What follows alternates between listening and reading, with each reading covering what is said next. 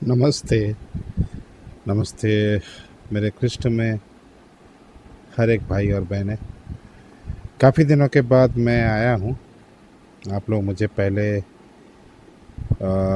एक वीडियो में चैनल बनाया था जो यूट्यूब का gospel of church of Christ, उसमें आप देखे होंगे और शायद बहुत कम लोग देखे होंगे। कुछ पर्टिकुलर टॉपिक को लेके मैं आया था और आप लोग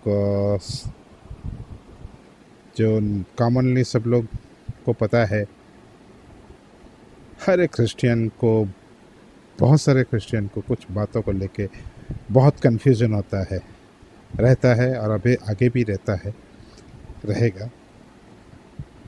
क्रिश्चियन जो नाम आया है because of Christ only, Jesus Christ, यीशु मसीह, यीशु क्रिस्त के वजह से हम अपने आप को क्रिश्चियन बोलते हैं। और हर किसी को पता है क्रिश्चियन कैसे होते हैं, कैसा है, क्या है। जो यीशु प्रभु को मानने वाले, उनको फॉलो करने वाले ही मसीही बोलते हैं, क्रिश्चियन बोलते हैं। जब हम बोलते हैं, हर एक का एक कुछ ना कुछ तरीका रहता है। जैसे हर मज़हब में आप जाइए, हर एक का एक एक तरीका रहता है प्रभु को आराधना करने का, इनका उपासना करने का। उसी तरह हम जो मानते हैं यीशु मसीह को, हमें नूतन जो नया नियम है बाइबल के, उस हिसाब से चलना होता है। और उसमें एक वर्ड आप लोग हर किसी को यूज़ करते हुए सुने होंगे, चर्च। चर्च जिसे हम कलीसिया कहते हैं, जिसे हम संघ कहते हैं, जो जिसके बारे में हर किसी का अपने अपने राय रहता है। वाक्य के हिसाब से सही तरह से कोई समझते नहीं है, उसी हिसाब से चलते नहीं है। जो वाक्य जो कहता है चर्च क्या है, चर्च का मतलब क्या है, चर्च बोले तो क्या है, कलीसिया का मतलब क्या है, चर्च और ख्रिस्त के साथ क्या संबंध है, ये चीज़ें हमें जानना है। ठीक है। अगर वाक्य में हम लोग पढ़ेंगे 1 कुरिन्थियों 3 अध्याय 16 वचन में, वहाँ पे स्पष्ट तरीके से ये लिखा गया है, कि हम लोग ही प्रभु की मंदिर है, हमारे अंदर प्रभु वास करते हैं। We are the temple of God, so we are also a part of the church. ठीक है। चर्च के बारे में और भी कुछ जगह पे बताया गया है। एपीसी 5 अध्याय 22 से लेके अगर 32 तक पढ़ेंगे, blood of Christ, bride of Christ, sorry, यीशु की हम लोग भार्या, मतलब स्त्री के हिसाब से हमें चर्च को बताया गया। यीशु की स्त्री को, यीशु प्रभु की, यीशु प्रभु मसीह की जो कन्या है, उनके स्त्री के हिसाब से तुलना किया गया है एपीसी अध्याय में।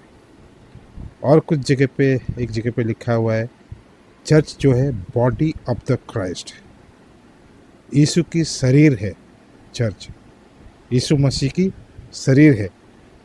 ये आपको एपीसी 11 अध्याय 22 से लेकर 23 तक अगर पढ़ेंगे, उसमें लिखा गया है।